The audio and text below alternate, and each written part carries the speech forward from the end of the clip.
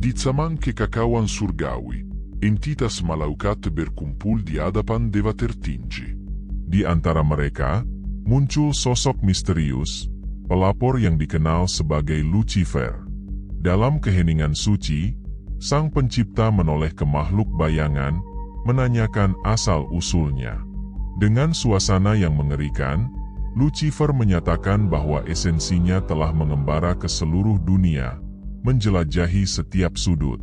Dengan wawasan yang tak terbatas, Yang Maha Kuasa melanjutkan, menanyakan apakah Lucifer telah memperhatikan hambanya yang setia, Ayub, yang sangat saleh dan takut akan Tuhan, benteng kebajikan.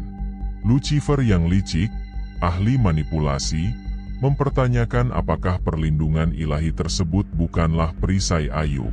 Dia berpendapat bahwa, ketika berkat dan kekayaan dihilangkan, Ayub akan menyangkal penciptanya. Tak tergoyahkan dalam kepercayaan yang diberikan kepada Ayub, Tuhan menerima tantangan Lucifer. Segala sesuatu yang dimiliki Ayub, aku percayakan ke dalam tanganmu, tetapi keutuhan fisiknya tidak dapat disentuh. Dengan kata-kata ini, Lucifer pergi, memulai ujian iman yang besar. Pada hari yang tampaknya biasa saja, ketika perayaan sedang berlangsung di kediaman putra sulung Ayub, para utusan yang kesusahan membawa kabar yang memilukan. Yang pertama, dengan tatapan sedih, melaporkan penjarahan ternak dan keledai oleh penjahat tanpa ampun, yang juga merenggut nyawa para pelayan setianya. Sebelum kekhawatiran mereda, utusan kedua masuk, membawa laporan tentang bencana alam. Api surgawi memusnahkan kawanan domba dan penjaganya. Sementara Ayub masih memikirkan kemalangannya, utusan ketiga mengumumkan bahwa suku-suku barbar telah menjarah unta-unta dan memusnahkan lebih banyak pelayan. Penderitaan Ayub sungguh tak terukur, sebuah ujian atas iman dan pengabdiannya yang belum pernah terjadi sebelumnya. Sebelum Ayub dapat memahami besarnya kesengsaraan yang ia alami, pembawa berita keempat masuk, membawa berita yang bahkan lebih suram. Kemalangan terakhir, katanya, telah menimpa keturunannya. Pada puncak kegembiraan, angin kencang terjadi, memusnahkan rumah-rumah dan merenggut nyawa orang-orang muda. Mereka telah binasa, kata pemberita itu, dan saya, seorang yang selamat, membawakanmu ratapan ini. Ayub, yang dilanda kesedihan, berdiri. Sebagai tanda berkabung, dia merobek pakaiannya dan, sebagai tindakan sedih, menanggalkan rambutnya. Sambil bersujud, ia memuja yang ilahi, menggemakan kata-kata yang akan bergema selamanya. Jika aku tidak sampai di rahim ibuku, jika aku akan kembali ke debu.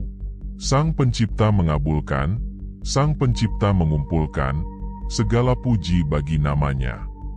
Pada saat penderitaan yang luar biasa itu, keyakinan Ayub menjadi sasaran pengawasan yang belum pernah terjadi sebelumnya. Saat dia menghadapi teka-teki ilahi, pengabdiannya diuji. Lucifer, sadar bahwa orang-orang percaya yang matang melampaui kedangkalan kepercayaan, mengamati. Kedewasaan rohani yang sejati tidak terlihat dalam kemarahan saat menghadapi keheningan surgawi, melainkan dalam kesadaran, seperti yang ditunjukkan Ayub, bahwa hidup adalah siklus pemberian dan kehilangan, dan meskipun demikian, nama yang kekal harus diagungkan. Kedewasaan rohani yang sejati terwujud ketika, meski hati kita hancur karena kesulitan, kita memilih untuk tetap berada di sisi Tuhan. Jiwa-jiwa yang tak terhitung banyaknya, yang mungkin mendengar kata-kata ini, mungkin secara diam-diam memendam kebencian terhadap Yang Maha Kuasa. Ini adalah perasaan yang jarang kita akui, tetapi tetap ada di lubuk hati kita yang terdalam. Kemarahan terhadap Sang Pencipta muncul ketika, secara keliru, kita merasa bahwa kita telah ditinggalkan, bahwa kasih ilahi tidak diberikan kepada kita. Namun, kebenaran yang tidak dapat diubah adalah bahwa kita tidak pernah tidak berdaya. Mari kita mengingat ketiga orang Ibrani yang berdiri di depan perapian yang menyala-nyala, tidak yakin akan pembebasan mereka, namun iman mereka tetap tak tergoyahkan. Mereka tetap percaya pada Tuhan, apapun hasilnya. Inilah intisari iman Alkitabiah, keyakinan tanpa syarat, tidak terikat pada hasil atau jawaban langsung, namun berakar pada kepastian bahwa, bahkan di jalan yang paling sulit sekalipun, Tuhan menyertai kita. Di masa-masa ketidakpastian, ketika jawaban surgawi tampaknya tersembunyi di balik bintang-bintang, para pengikut jalan iman, seperti Sang Patriark Ayub, memahami bahwa perjalanan spiritual mereka melampaui suka dan duka duniawi yang bersifat sementara. Mereka tetap tabah dalam pengabdiannya meski badai kehidupan mencoba mengguncang fondasi mereka. Namun, sebuah doktrin baru telah menyelinap secara diam-diam di antara pilar-pilar gereja kuno.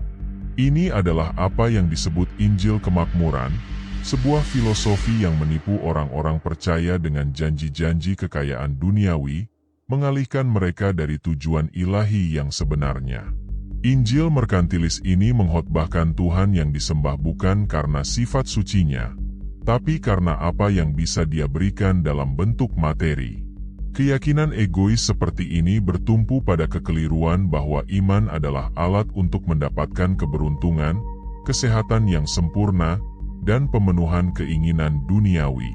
Meskipun Yang Maha Kuasa mempunyai kekuasaan untuk memberikan berkah yang melimpah, namun Dia tidak menjamin nikmat tersebut kepada seluruh umatnya. Teologi kemakmuran mengabaikan bahwa hakikat iman yang sejati melampaui sekedar akumulasi barang-barang material. Hal ini mengalihkan kita dari pengetahuan mendalam tentang keilahian dan mereduksi yang suci menjadi sekadar penyalur hasrat egois. Iman yang sejati mengajarkan kita untuk mempercayai Sang Pencipta, bahkan ketika menghadapi hal-hal yang tidak dapat dijelaskan, untuk mencintainya karena keberadaannya dan untuk mencari kehendaknya di atas keinginan kita. Ini membawa kita pada hubungan spiritual yang mendalam, tidak terbatas pada perolehan imbalan duniawi.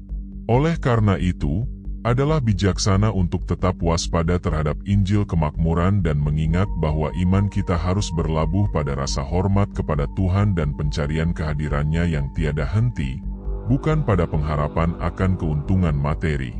Pernahkah Anda menemukan khotbah yang menjanjikan formula pengayaan atau kehidupan tanpa kesulitan? Banyak aspek dari kekristenan kontemporer yang telah tenggelam dalam keyakinan utilitarian ini, dengan menyatakan, "Saya percaya kepada Tuhan karena Dia menjawab doa-doa saya." Tapi, bagaimana jika doanya tetap tidak terkabul? Apakah keyakinannya akan tetap ada? Atau mereka berkata, "Imanku dikuatkan karena aku telah disembuhkan." Namun, jika kesembuhan tidak datang, apakah iman akan menolak? Iman Alkitabiah yang sejati tidak didasarkan pada tindakan ilahi atas nama kita, melainkan pada pengakuan akan siapa Allah itu. Jika Anda benar-benar mengenal Tuhan, Anda memahami bahwa Dialah satu-satunya yang layak dipuji dan disembah, dan iman Anda tidak goyah karena perubahan-perubahan dalam hidup atau kurangnya jawaban yang segera. Ini adalah iman yang, meski menghadapi keheningan langit, tetap teguh dalam kepastian kehadiran ilahi. Dalam permadani eksistensi, di mana doa terjalin dengan benang takdir, iman yang sejati menyatakan dirinya tidak dapat diubah. Seperti orang-orang Ibrani yang gagah berani di hadapan perapian yang menyala-nyala dan Ayub di hadapan kesengsaraan yang tak terduga, iman yang sejati tetap tangguh. Tidaklah terguncang. Apakah badai neraka muncul? Apakah gelombang kehidupan mencoba menenggelamkan harapan? Ia tetap tak tergoyahkan, berlabuh pada Tuhan.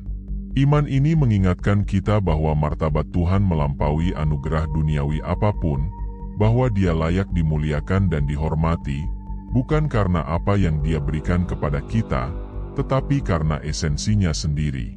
Iman itulah yang mempersatukan kita dengannya, suatu hubungan yang melampaui keinginan egois, suatu iman yang merupakan cerminan dari keyakinan kaum muda Ibrani, dari warisan Ayub, dan yang harus menjadi pedoman bagi semua orang yang mendambakan sebuah kehidupan.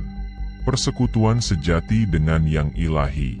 Kamu sadar bahwa kamu sedang berdiri di samping Tuhan yang sangat mengasihimu, Tuhan yang merindukan ibadahmu, bahkan ketika kegagalan dan dosa menghalangi jalanmu.